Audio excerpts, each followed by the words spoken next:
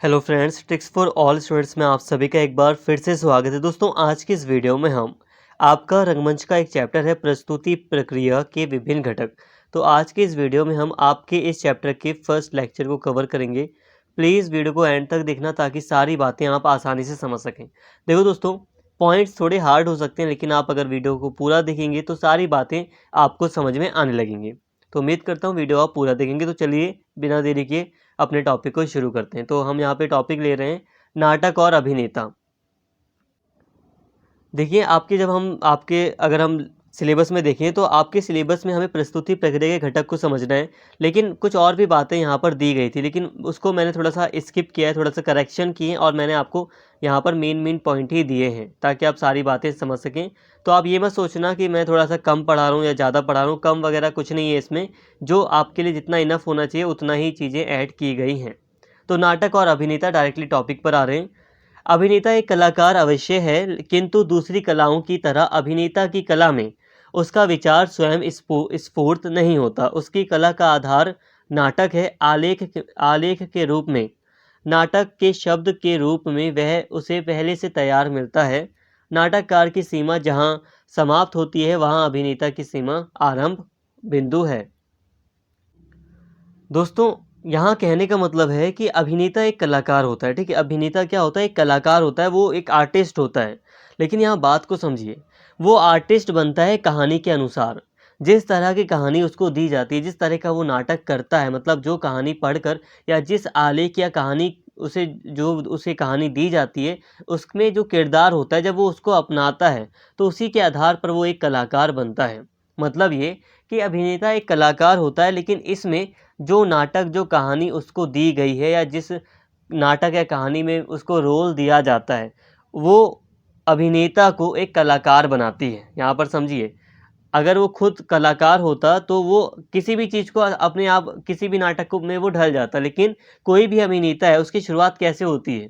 उसकी शुरुआत होती है, वो पहले एक नाटक जो उसे मिलता है उसको वो करता है। उसके बाद फिर वो दूसरा नाटक अपनाता है। दूसरे नाटक में वो पहले नाटक में उसने जो भी चीज़ें सीखी थी उसको दूसरे नाटक में वो अपनाने की कोशिश करता है, या अपनी कला को जो भी वो सीख रहा था नाटक करते दौरान उसको और फिर अपने एक्सपीरियंस के थ्रू वो बढ़ाता जाता है, और वो फिर तब जाकर अभिनेता एक सही मायने में कलाकार बनता है। तो इसलिए यहाँ पर कहा गया है कि एक कहानी का, एक आलेख का एक इम्पॉर्टेंट रोल होता है अभिनेता के लिए, क्योंकि अभिनेता एक कहानी से ही एक अच्छा अभिनेता बन पाता है। नाटक की कथा और विचार वह नाटककार से लेता है, यहाँ तक कि नाटककार और अभिनेता का संबंध रहता है। शेष अभिनय यात्रा उसे स्वयं के माध्यम से, यानी अपनी देह मन वाणी से ही करनी है। उसे कैसे निभाना है, इसकी योजना निर्देशक तय करता है। मतलब यह है कि कहानी का एक इम्पॉर्टेंट रोल है। नाटककार जो है, जिसने कहानी लिखी है, वो काफ़ी चीज़ें उसको मतलब डिसाइड कर देता है कि एक अभिनेता को ऐसा ऐसा होना है कहानी में, ऐसा ऐसा उसे करना है। बाकी फिर भी जो भी चीज़ें रह गई हैं वो अभिनेता खुद ही अपने मन से, अपना जो उसका शरीर है, उसकी जो बॉडी है, उसका जो माइंड है, मानसिक स्थिति है, उसके अनुसार वो थोड़ा बहुत फेरबदल करके अपनी चीज़ों को सही करने की कोशिश करता है। इसके अलावा जो निर्देशक है वो इसमें प्रमुख भूमिका निभाता है, ताकि अभिनेता जो भी उसको रोल दिया जा रहा है वो सही से निभा सके।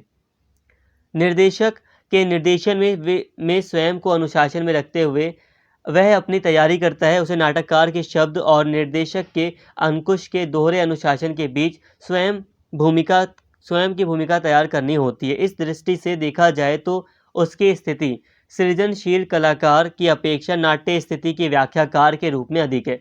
मतलब दोस्तों, मैं इतनी देर से यही कह रहा हूँ कि एक अभिनेता, कलाकार तो हम कह देते हैं कि भाई वो अक्षय कुमार जो है वो एक अच्छा आर्टिस्ट है, शाहरुख खान एक अच्छा आर्टिस्ट है, रणवीर कपूर एक अच्छा आर्टिस्ट है, कोई भी हो सकता है अच्छा आर्टिस्ट हम कह सकते हैं किसी भी अभिनेता को, या कोई भी हो सकता है, छोटे मोटे अभिनेता भी हो सकते हैं सब एडेंस में।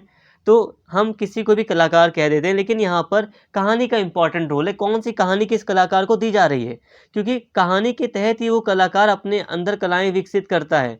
जो अभिनेता है वो कहानी के अंतर्गत रहते हुए, नाटककार ने जो भी बातें बताई हैं अभिनेता की कहानी के अंतर्गत, मान लो कोई हीरो है, कोई किरदार है, कोई कैरेक्टर है, अब नाटककार ने उसकी विशेषताएं बता दी हैं। अब मान लो कि बाहुबली का जो राइटर है उसने लिखते समय बता दिया ना कि एक बाहुबली होगा, वो ऐसा ऐसा होगा, या दूसरे जो रोल मतलब दूसरे जो किरदार होंगे वो ऐसे ऐसे हैं, तो नाटककार ने जो बातें बताई हैं वो। इसके अलावा निर्देशक जो डायरेक्टर जो चीज़ें उसको बताता है अभिनेता को वो, तो इन दोनों के ही बीच अभिनेता को अपना एक अलग सी भूमिका तैयार करनी पड़ती है किसके निर्देशक और नाटककार के निर्देशन में। सिंपल है दोस्तों, एक नाटक और अभिनेता में गहरा संबंध होता है। एक नाटक ही अभिनेता को एक अभिनेता बनाता है। कोई भी व्यक्ति है वो एक अभिनेता, एक अच्छा कलाकार तब बन पाता है जब उसे एक अच्छा नाटक दिया जाए। और नाटक के अंतर्गत जो नाटककार है, देखो हर कलाकार, हर अभिनेता, हर एक्टर अलग अलग तरीके का होता है। मानते हो क्यों? क्योंकि उसे नाटक के अंतर्गत, कहानी के अंतर्गत अलग अलग भूमिकाएं निभानी होती हैं। कोई हँसाने के लिए बना होता है, कोई पात्र जो होता है वो हँसाने के लिए बना होता है। इसलिए कई बार हम देखते हैं कि कोई कोई व्यक्ति हमेशा, अगर हम फिल्म में देखेंगे तो वो आपको हँसाते हुए मिलेंगे। मतलब क्या है, क्या वो ऐसे नाटक, मतलब उनको ऐसा रोल दिया जा रहा है कि वो कॉमेडी करें, तो वो अब कॉमेडियन ही बन गए हैं। तो वो कलाकार कैसे बन गए? हँसाने वाले। मतलब ये कि नाटक और अभिनेता में गहरा संबंध है। नाटक के अंतर्गत जो नाटककार है, जिसने लिखा है नाटक को, एक वो हो गया। इसके अलावा जो डायरेक्टर है, जो निर्देशक है, जो फिल्म या पूरे के पूरे मंच को तैयार करता है, वो अभिनेता को डायरेक्शन देते हैं। दोनों ही, नाटककार बताता है कि एक किरदार को ऐसा ऐसा होना है हमारी कहानी में, और निर्देशक थोड़ा बहुत फेर बदल करके अपने अनुसार, जैसे लोग पसंद करें अभिनेता को, उस रूप में अभिनेता को देखना चाहता है। तो इन दोनों के ही बीच में अभिनेता होता है, दोनों ही निर्देश करते हैं, दोनों ही अभिनेता को बताते हैं कि अभिनेता को ऐसा रोल प्ले करना है। और इन दोनों के बीच अभिनेता को अपना एक अस्तित्व बनाना पड़ता है, थोड़ा बहुत फेरबदल खुद भी वो कर कर एक अच्छा कलाकार या अभिनेता बन पाता है। तो इस तरह यहाँ पे कहा गया है कि सही मायने में कहा जाए तो वो एक सृजनशील कलाकार नहीं, यानी कि वो उसने अपनी कला का सृजन नहीं किया, बल्कि कहानी ने उसको सृजित किया। मतलब जो नाट्य स्थिति की व्याख्याकार, मतलब अभिनेता को कहा गया है कि वो नाटक का व्याख्याकार है, यानी कि नाटक को समझाने वाला है। मतलब नाटक में जो उसको स्थिति मिली है वही अभिनेता को व्यक्त करती है। तो इस तरह सृजनशील कलाकार की जगह उसको नाट्य स्थिति का व्याख्याकार कहा गया है। अभिनेता के चरित्र की आवाज़, चाल ढाल, उसकी क्रियाएं, प्रतिक्रियाएं, हाव भाव निश्चित कर स्वयं के व्यवहार को इनके अनुसार ढालने का मानसिक प्रारूप तैयार करता है। बाद में वह स्वयं को उसी के अनुसार ढालने का प्रयास करता है।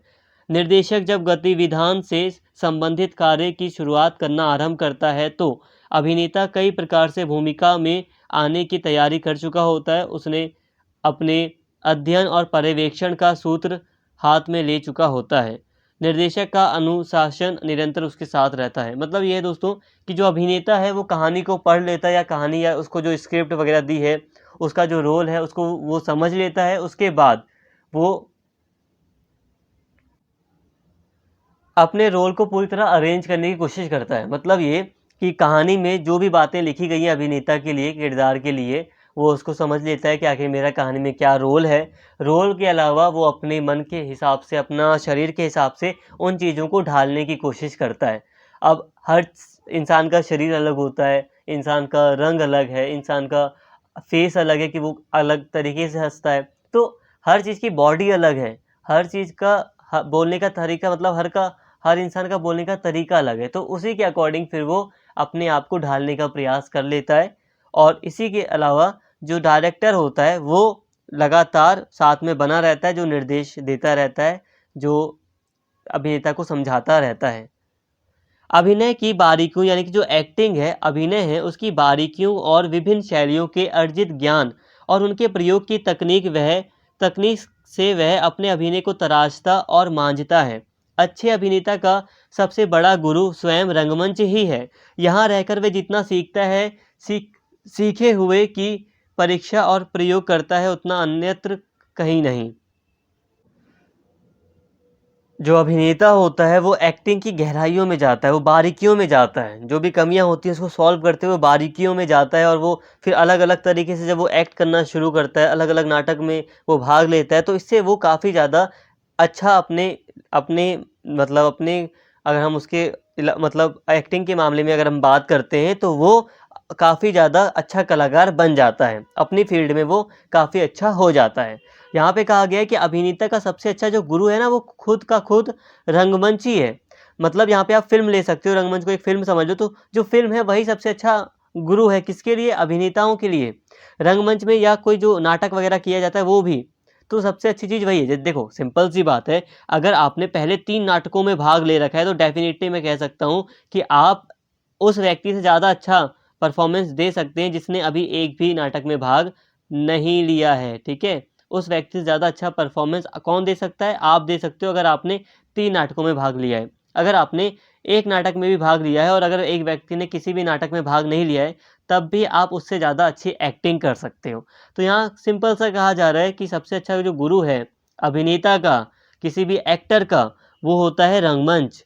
रंगमंच ही वो जगह है जहाँ पर वो बहुत सारी चीज़ें सीखता है, वहीं यही उसकी परीक्षा होती है। देखो अगर फ़िल्म थोड़ी हिट होती है तो मतलब अच्छा कर रहा है कोई भी व्यक्ति है। अगर फ़िल्म फ्लॉप हो रही है, रंगमंच फ्लॉप हो रहा है, तो मतलब बदलाव की आवश्यकता है।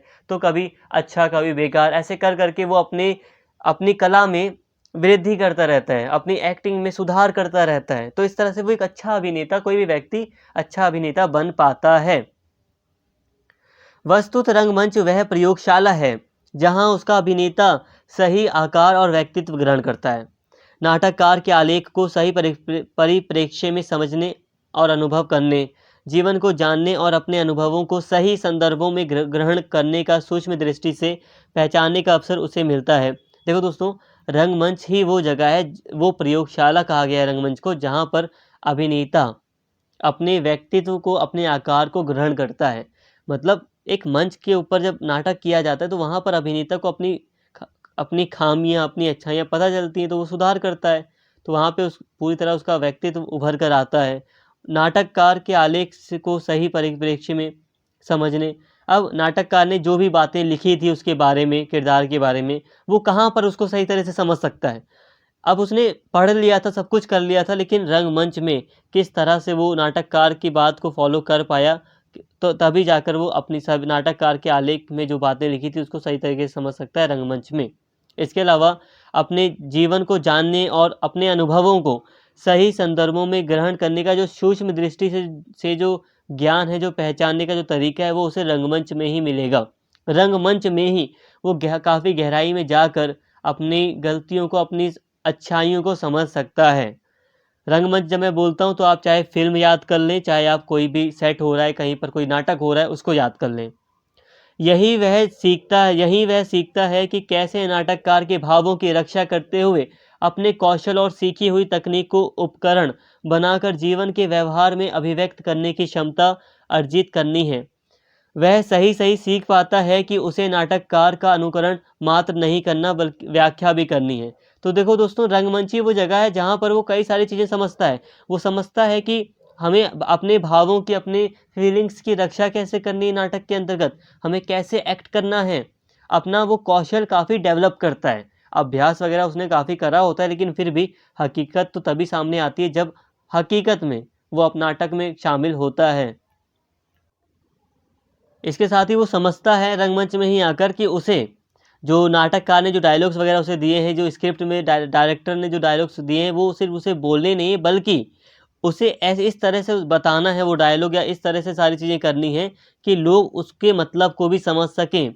जो कहानी है उसकी व्याख्या भी करनी होती है अभिनेताओं को, कि कहानी का क्या उद्देश्य है, क्या कहानी कहना क्या चाह रही है।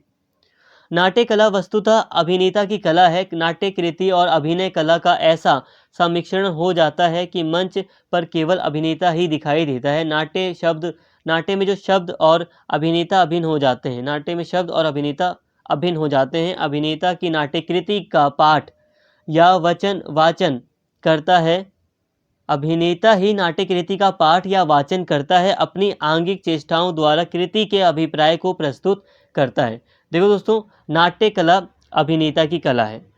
नाट्य कृति और अभिनय कला का ऐसा सम्मिश्रण, देखो कहने का मतलब है कि जब हम नाटक की बात करते हैं तो नाटक में अभिनेता और नाटक जो ये शब्द है वो दोनों एक हो जाते हैं।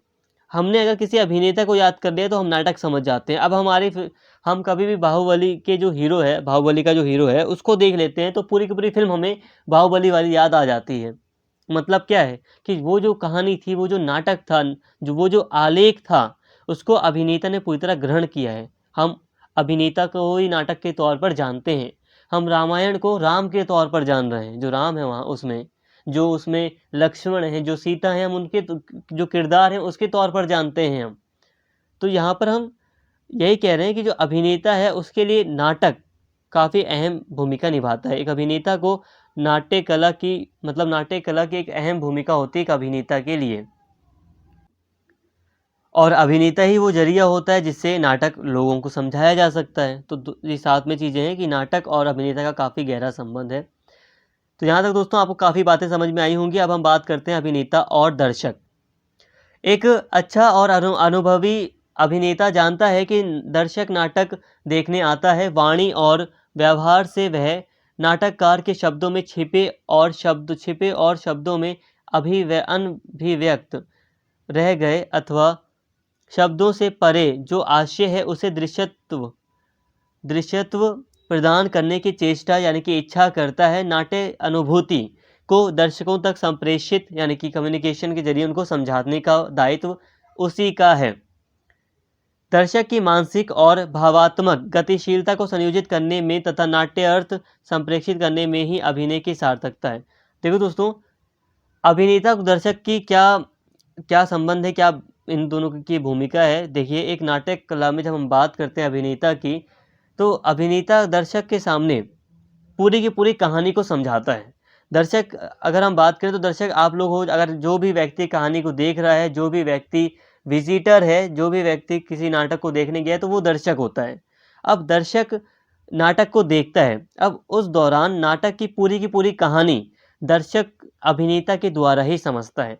अब नाटक में बहुत सारी चीज़ें ऐसी होती हैं जो अप्रत्यक्ष होती हैं, जो समझ से थोड़ी परे होती हैं, जिन्हें सिर्फ बोलने से समझ नहीं आएगा। कुछ हाव भाव थोड़ा बदलना पड़ता है, थोड़ा ऐसे एक्ट करना पड़ता है कि कई सारी जो चीज़ें छुपी हुई हैं नाटक के अंतर्गत, वो भी दर्शकों को समझ में आ सकें। तो यहाँ पर जो अभिनेता होता है उसका रोल काफ़ी बढ़ जाता है, उसकी जिम्मेदारी काफ़ी बढ़ जाती है, क्योंकि वही जनता को नाटक की सारी बातें समझा पाता है या समझाने का प्रयत्न करता है। संप्रेषित करना मतलब अपनी बात को सामने तक पहुँचाना। और दर्शक की मानसिक और भावात्मक गतिशीलता को संयोजित करने मतलब कहने का है दोस्तों, जो दर्शक होता है उसकी मानसिक स्थिति को देखना, भावात्मक गतिशीलता को संयोजित करना, मतलब ये है कि दर्शक को समझ कर ही एक नाटक तैयार होता है। अगर नाटक ने दर्शक को नहीं समझा कि हमारे दर्शक किस मानसिक स्थिति के हैं, किस भावात्मक स्थिति के हैं, तो नाटककार या जो अभिनेता है वो नाटक के अर्थ को नहीं समझा पाएगा, और इस तरह उसका जो अर्थ है वो नाटक का होना व्यर्थ हो जाएगा। इसीलिए दर्शक की मानसिक स्थिति को, भावात्मक स्थिति को देखते हुए नाट्य अर्थ को समझाने का प्रयत्न किया जाना चाहिए। जैसे कि मान लो अब हमने एक हॉलीवुड मूवी चला दी किसी गांव में। अब मान लो गांव के लोग हैं तो उन्हें मान लो ज़्यादा चीज़ें समझ नहीं आ रही, तो वहाँ पर हमें उस हॉलीवुड मूवी को ऐसी लैंग्वेज में या ऐसे तरीके से समझाने का प्रयत्न करना पड़ेगा ताकि लोग समझ सकें। तो यहाँ पर दर्शक या जो अभिनेता है उसका रोल एक इम्पॉर्टेंट हो जाता है कि उसे, या जो भी नाटककार वगैरह हैं शामिल है, रंगकर्मी अभिनेता, जितने भी अभिनेता हैं जो भी एक रंगमंच में शामिल हैं, उनको दर्शक की मानसिक और भावात्मक स्थिति को ध्यान में रखते हुए नाटक के अर्थ को समझाने का प्रयत्न किया जाना चाहिए।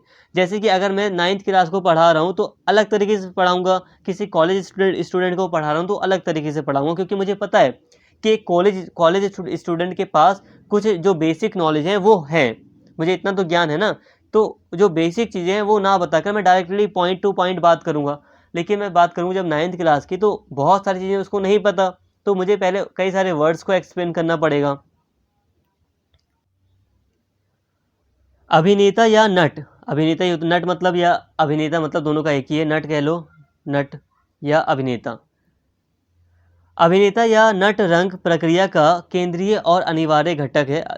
ये नट, देखो, जो अभिनेता होता है वो रंग प्रक्रिया का एक केंद्रीय और अनिवार्य कंपलसरी घटक है। मतलब जब हम बात करते हैं कि प्रस्तुति प्रक्रिया में एक मंच पर जब रंगमंच को प्रस्तुत किया जाता है लोगों के सामने, तो उसमें अभिनेता जो मेन एक्टर होता है वो केंद्रीय और अनिवार्य घटक होता है। देखो दोस्तों, कहीं कहीं पर ना अभिनेता का शब्द का यूज या आपकी इस बुक में कहीं-कहीं पर अभिनेता शब्द का यूज़ सभी के लिए किया गया है कि जितने भी एक्टर शामिल हैं एक रंगमंच में उन सभी के लिए है, कहीं-कहीं पर मेन के लिए भी है। तो जो मेन अभिनेता होता है, मेन हीरो होता है, वो किसी भी कहानी का, किसी भी मंच का, जहाँ किसी भी फ़िल्म का एक मुख्य घटक होता है। संपूर्ण आयोजन उसी को केंद्र में रखकर उसी के द्वारा संपन्न होता है। रंगमंच का कोई अन्य तत्व ना भी हो, केवल अभिनेता, स्थल और दर्शक विशेष ही नाट्य अनुभव संप्रेक्षण के लिए पर्याप्त हैं और प्रस्तुति प्रक्रिया के लिए अनिवार्य कहे जा सकते हैं। मतलब ये दोस्तों कि अभिनेता जो मेन हीरो है वही मेन होता है। सिर्फ अगर दूसरी चीज़ें नहीं भी हैं ना, तो मेन जो अभिनेता है वो और जो दर्शक हैं और जो स्थान है, सिर्फ इतनी चीज़ें काफ़ी हैं लोगों को बातें समझाने के लिए। मतलब एक कहानी लोग समझ जाते हैं अगर एक अच्छा अभिनेता है तो। दूसरे एक्टर अगर ख़राब भी हैं, थोड़े बहुत ख़राब एक्टिंग भी कर रहे हैं, दूसरे जो साइड एक्टर वगैरह हैं, साइड हीरो वगैरह, तो कोई इतनी दिक्कत नहीं आती है। लेकिन जो मेन अभिनेता है वो काफ़ी अच्छा होना चाहिए और उसी को केंद्र में रखकर सारी चीज़ें की जाती हैं। हम फिल्मों में भी देखते हैं कि जो मेन हीरो होता है, ज़ाहिर-सी बात है वो ही केंद्र में रहता है, वही सब कुछ होता है। वो सारी चीज़ें उसी के आस-पास घटित होती हैं और उसी के द्वारा जो दर्शक होते हैं वो सारी बातों को समझ पाते हैं। और प्रस्तुति प्रक्रिया का ये अनिवार्य तत्व है। पूर्व अभ्यास यानी कि रिहर्सल के दौरान दर्शक भले ही अनुपस्थित हो, पर अभिनेता उस अनुपस्थिति दर्शक को ही संबोधित कर रहा है जिसे नाट्य प्रस्तुति में अनिवार्यतः उपस्थित रहना है। और ये भी है कि जब रिहर्सल किया जाता है, भले ही उस समय दर्शक तो नहीं होते अभिनेता के सामने, लेकिन फिर भी जो दर्शक है वो अभिनेताओं को ध्यान में रखकर अपनी प्रैक्टिस करता है। वो देखता है कि अभिनेता मेरे सामने है, भले ही नहीं है तब भी वो उसी हिसाब से प्रैक्टिस भी करता है। तो इस तरह अभिनेता और दर्शक का कितना हम अहम रोल देख रहे हैं, कितना आपस में इन दोनों का संबंध है। अभिनेता अपनी भूमिका की तैयारी कई प्रकार से कर सकता है। पहली पद्धति में वह चरित्र को स्वयं पर बाहर से आरोपित कर अपने भीतर की यात्रा आरंभ करता है, मतलब चरित्र की तरह व्यवहार करता है। यहाँ पर अभिनेता के बारे में कुछ बातें बताई गई हैं, जैसे कि अभिनेता अपने आप को पूरी तरह तैयार करने के लिए, दर्शकों के सामने आने के लिए कपड़े की बात नहीं कर रहे कि तैयार में वो कपड़े अच्छे-अच्छे पहन रहा है और अपना मेकअप कर रहा है, नहीं। यहाँ पे हम बात कर रहे हैं कि किस तरह से पूरी तरह, इसमें सारी चीज़ें ऐड हैं कि किस तरह वो अपने आप को भूमिका में लाने के लिए, किरदार में लाने के लिए, वेशभूषा, मेकअप वगैरह भी शामिल है, लेकिन फिर भी बहुत सारी चीज़ें इसमें शामिल हैं कि किस तरह से अपने आप को किरदार में लाने के लिए तैयारी करता है। तो अभिनेता अपने आप को पूरी तरह भूमिका में लाने के लिए, अपने रोल में आने के लिए कई सारी पद्धतियाँ या कई सारे तरीके यूज़ करता है। जैसे कि एक तरीका है, पहला जो तरीका है वो है कि वो अपने चरित्र पर बाहर से आरोपित कर अपने भीतर की देखो, मतलब ये कि अपने हाव-भाव को, अपने व्यवहार को वो चरित्र की तरह बनाने की कोशिश करता है। जो कैरेक्टर, जो पात्र उसे किरदार मिला है कहानी में, वो उसकी तरह व्यवहार करना, जो भाव हैं, जो मन है, उसको उसी की तरह ढालने की कोशिश करता है। इसके अलावा अभिनेता की रचना प्रक्रिया का जो दूसरा रूप है, दूसरा जो तरीका है भूमिका में लाने का, अब वह अपनी भूमिका की तैयारी भीतर से करे, चरित्र की बाह्य रूपरेखाओं पर ध्यान ना देकर उसके स्वभाव, व्यवहार और प्रतिक्रियाओं पर बल दे। सॉरी, एक गलती हो गई यहाँ पर, मेरे को थोड़ा समझाना था। देखो, यहाँ पर बाहर से आरोपित कर अपने भीतर, मतलब यहाँ पे थोड़ा बाहरी चीज़ भी थी कि बाहरी तरीके से उसे किस तरह से एक्टिंग करनी है या उसे किस तरह से दिखना है, तो इस तरह की तैयारी कर लेता है वो, किस तरह से उसे बाहरी रूप दिखाना है, व्यवहार करना है। और यहाँ पर जो दूसरा जो तरीका है भूमिका में आने का, तरीका दूसरा नहीं, साथ में ही जुड़ा हुआ है। ये पहला और दूसरा सभी जुड़े हुए हैं साथ में। तो एक और जो चीज़ अपनाता है अभिनेता, वो ये है कि वो अपने अंदर का जो स्वभाव है, उसको अपने चरित्र के अकॉर्डिंग, जो पात्र या किरदार उसे दिया है कहानी में, उसके अकॉर्डिंग ढालने का प्रयास करता है। एक अन्य महत्वपूर्ण पद्धति है जो पूर्णतः भारतीय अभिनय पद्धति है। हमारी पारंपरिक शैलियों में पात्र, मुख सज्जा, वेशभूषा और अलंकरण पहले से निर्धारित हैं। कई बार तो वस्त्रों के रंग तक पूर्व निर्धारित होते हैं। उनकी सुर लिपि, नृत्य की गतियाँ भी पहले से निश्चित हैं। पर हर कलाकार को देखने सुनने का अलग अनुभव होता है। वहाँ अभिनेता से अपने पात्रों से निस्संग और तटस्थ रहने की अपेक्षा की जाती है। दर्शकों से भी यह अपेक्षा रहती है कि वह देखते ही पात्र को तुरंत पहचान लें। कहने का मतलब है दोस्तों, अब एक और तरीका है जिससे कि एक अभिनेता अपनी भूमिका में आता है, जो कि काफ़ी पुराना तरीका है। भारतीय अभिनय पद्धति का ये अंग रहा है। भारत में जो एक्टिंग की जाती है उसका एक अंग रहा है। जैसे कि मुख सज्जा, चेहरे पर कई तरह के नकाब पहन लेना, कई तरह के मेकअप करके आना, वेशभूषा, कपड़ों अलग-अलग कपड़े पहनकर नाटक करना। जैसे कि कई बार राजा महाराजाओं की जब एक्टिंग की जाती है तो बहुत बिल्कुल चमकने वाले कपड़े, बिल्कुल हीरे मोती जैसे स्टोन लगे रहते हैं, नकली ही सही, वैसे कपड़े पहने जाते हैं। काफ़ी भारी दिखने वाले कपड़े, बड़े-बड़े लंबे-लंबे कपड़े पहने जाते हैं और अपने आप को सजाने की कोशिश की जाती है ताकि वो किरदार में आ सकें।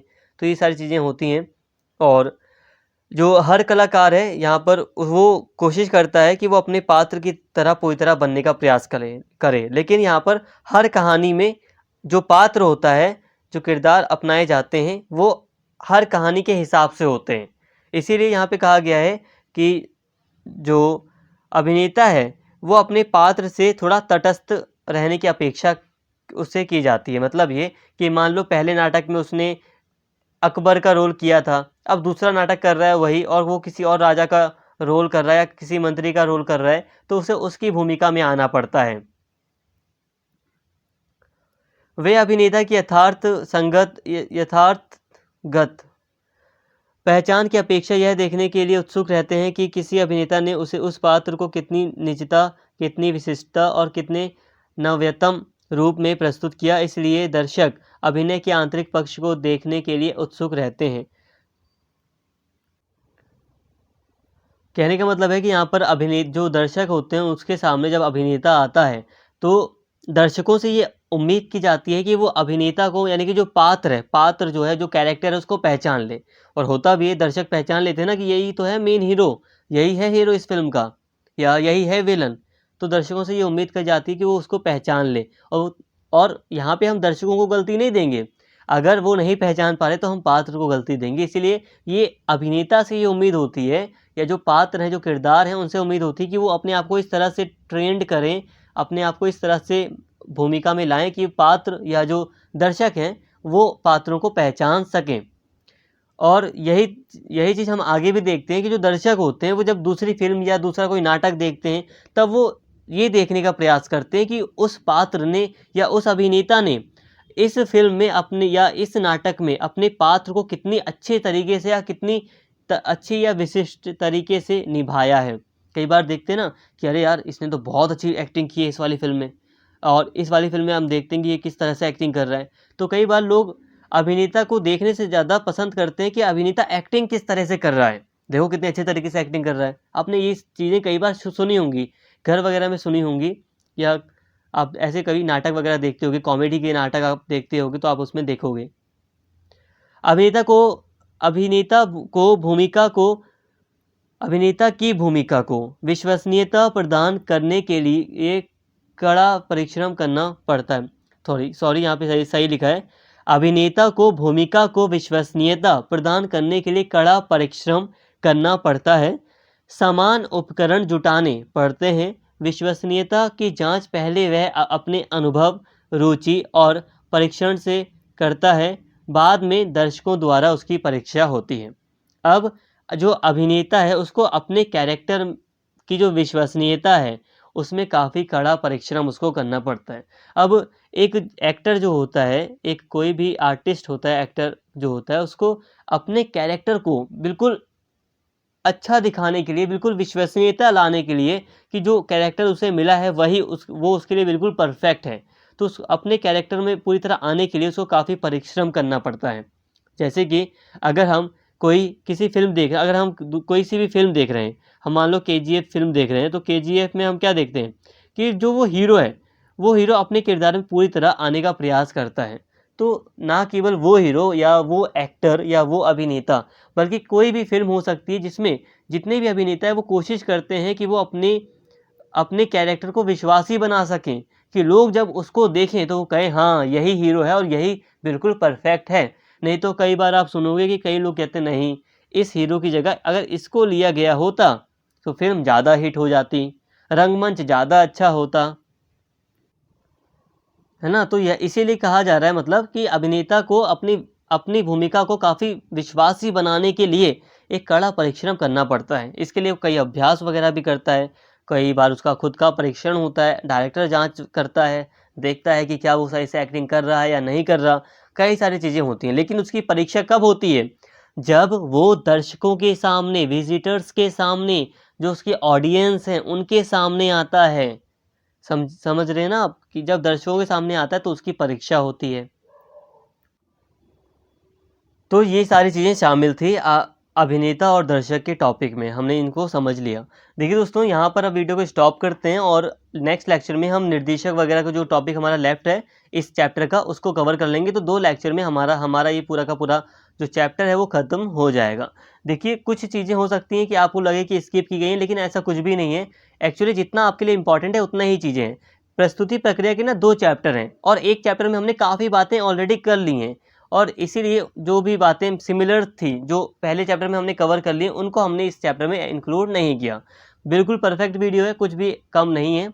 बस उम्मीद करता हूँ सारी चीज़ें आपको समझ में आ गई होंगी। नहीं समझ में आई तो एक बार आप वीडियो को और देख लेना, कभी भी देख लेना, आपको समझ में आ जाएँगी वीडियो। जो भी टॉपिक है वो सारे के सारे आपको समझ में आ जाएँगे। और सेकंड लेक्चर आप ज़रूर देख लेना, ताकि सेकंड लेक्चर में आपको सारी चीज़ें आप समझ सकें और आपका ये चैप्टर पूरा का पूरा ख़त्म हो जाए।